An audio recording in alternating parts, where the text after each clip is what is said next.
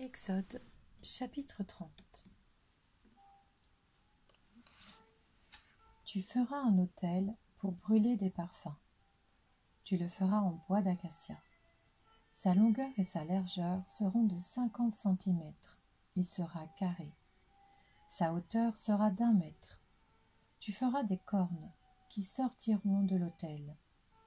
Tu le couvriras d'or pur, le dessus, les côtés, tout autour, et les cornes, et tu feras une bordure d'or tout autour.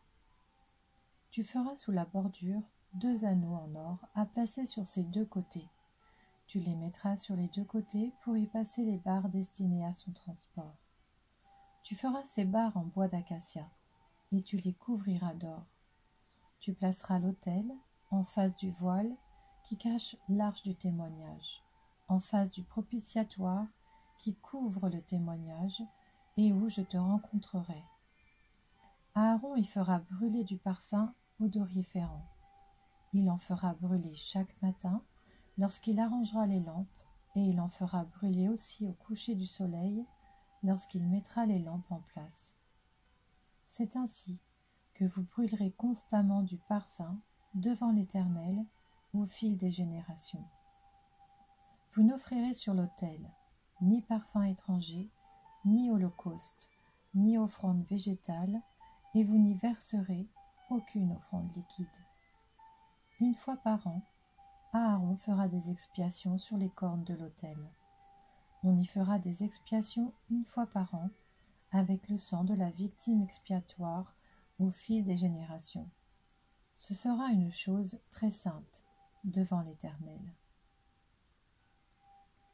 L'Éternel dit à Moïse: lorsque tu compteras les Israélites pour les dénombrer, chacun d'eux paiera à l'Éternel le rachat de sa propre personne, afin qu'il ne soit frappé d'aucun fléau lors de ce dénombrement.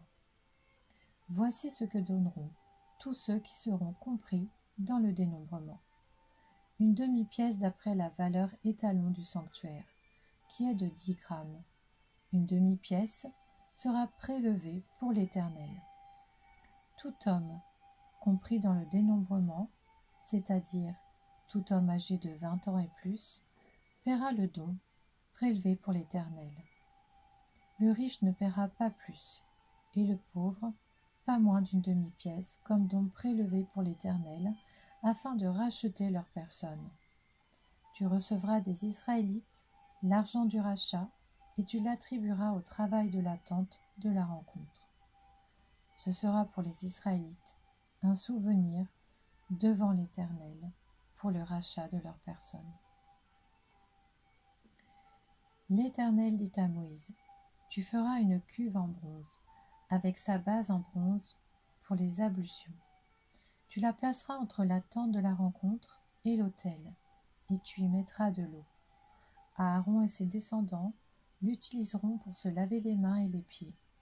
Lorsqu'ils entreront dans la tente de la rencontre, ils se laveront avec cette eau afin de ne pas mourir. Il en ira de même lorsqu'ils s'approcheront de l'autel pour faire le service et pour offrir des sacrifices à l'Éternel. Ils se laveront les mains et les pieds afin de ne pas mourir. Ce sera une prescription perpétuelle pour Aaron et pour ses descendants au fil des générations.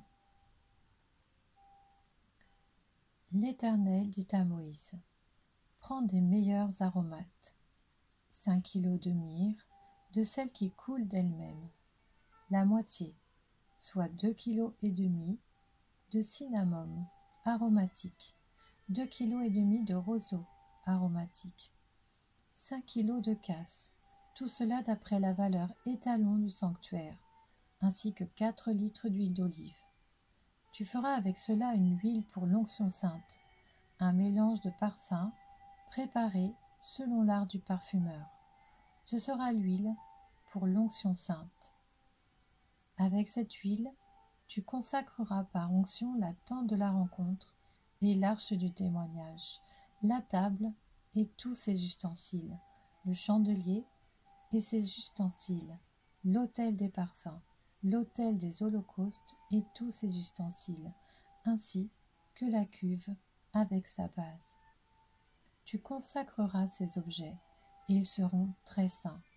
Tout ce qui les touchera sera saint. Tu verseras de l'huile sur Aaron et ses fils, et tu les consacreras ainsi pour qu'ils soient à mon service en tant que prêtres.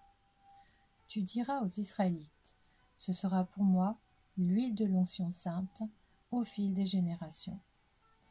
On n'en versera pas sur le corps de n'importe qui, et vous n'en ferez aucune qui ait les mêmes proportions.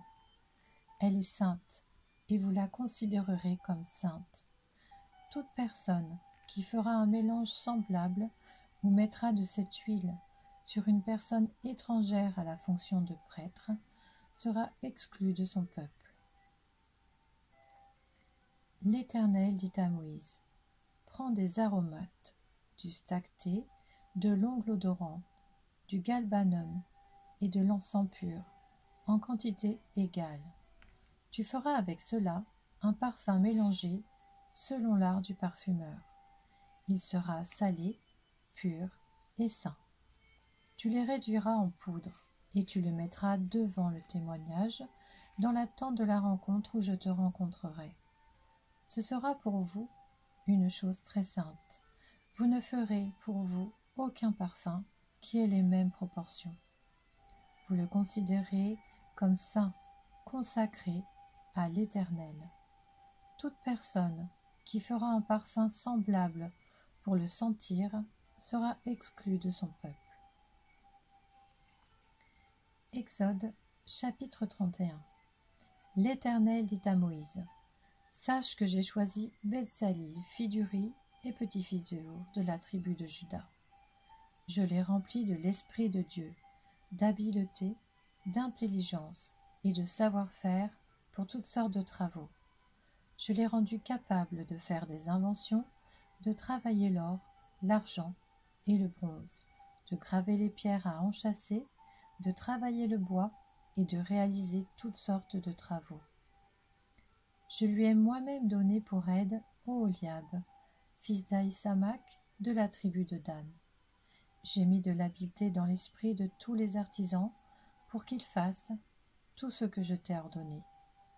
La tente de la rencontre, l'arche du témoignage, le propitiatoire qui la couvrira et tous les ustensiles de la tente, la table et ses ustensiles, le chandelier d'or pur et tous ses ustensiles, l'autel des parfums, l'autel des holocaustes et tous ses ustensiles, la cuve avec sa base, les vêtements de service, les vêtements sacrés pour le grand prêtre Aaron, les vêtements de ses fils pour leur fonction en tant que prêtre, l'huile d'onction et le parfum odoriférant pour le sanctuaire. Ils se conformeront à tous les ordres que j'ai donnés.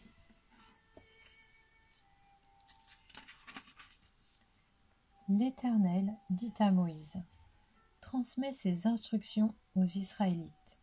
Vous observerez bien mes sabbats, car ce sera entre moi et vous, au fil des générations, un signe auquel on reconnaîtra que je suis l'Éternel, qui vous considère comme saint. Vous respecterez le sabbat, car il est saint pour vous. Celui qui le violera sera puni de mort. Oui, toute personne qui accomplira un travail ce jour-là sera exclue de son peuple. Pendant 6 jours, on travaillera, mais le 7e jour est le sabbat, le jour du repos, consacré à l'Éternel. Toute personne qui accomplira un travail le jour du sabbat sera punie de mort. Les Israélites respecteront le sabbat en le célébrant au fil des générations comme une alliance éternelle. Ce sera entre moi et les Israélites un signe qui devra durer à perpétuité. En effet, en 6 jours, l'Éternel a fait le ciel et la terre, et le 7e jour, il s'est arrêté et s'est reposé. Lorsque l'Éternel eut fini de parler à Moïse sur le mont Sinaï, il lui donna les 2 tables du témoignage, tables de pierre, écrites du doigt de Dieu.